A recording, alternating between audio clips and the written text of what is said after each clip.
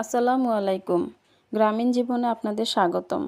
প্রতিদিন অন্তত ৩ বার ছাদে আসি, কিন্তু কেন জানেন? শুধু এদের এই মিষ্টি দুষ্টুমিগুলো দেখতে। আমার ছোট্ট ছাদে গড়ে তুলেছি দেশি মুরগির এই ছোট্ট রাজ্য। সারাদিনের ব্যস্ততার মাঝে ওদের যত্ন নেওয়াটা এখন আমার নিত্যদিনের অভ্যাস। সকাল বিকেল ছাদে না উঠলে যেন দিনটাই অসম্পূর্ণ থেকে যায়। তবে দেশি মুরগি পোষা কিন্তু সোজা কথা নয়। এদের স্বাধীনতা আর মেজাজটাই আলাদা। শত কষ্ট করে সুন্দর বাসা বানিয়ে রেখেছি, কিন্তু না, এদের ডিম পাড়তে হবে কোনো না কোনো গাছের টবের পেছনে কিংবা চিপা চাপায়। প্রতিদিন ছাদে এসে এদের ডিম খোঁজাটা আমার কাছে একটা গুপ্তধন খোঁজার মতো। ছোট্ট পরিসরে শুরু করে এই খামারটি কিন্তু এখন আমাদের পরিবারে খাঁটি ডিম আর মাংসের চাহিদা অনেকটাই মেটাচ্ছে। ভেজালের ভিড়ে নিজের হাতে লালন পালন করা মুরগির একদম ফ্রেশ ডিম পাওয়ার আনন্দটাই আলাদা।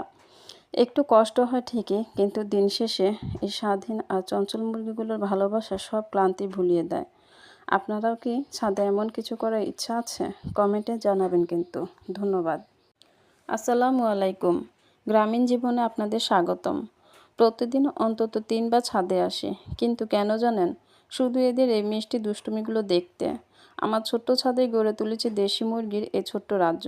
সারাদিনের ব্যস্ততার মাঝে ওদের যত্ন নেওয়াটা এখন আমার নিত্যদিনের অভ্যাস। সকাল বিকেল ছাদে না উঠলে যেন দিনটাই অসম্পূর্ণ থেকে যায়। তবে দেশি মুরগি পোষা কিন্তু সোজা কথা নয়। এদের স্বাধীনতা আর মেজাজটাই আলাদা।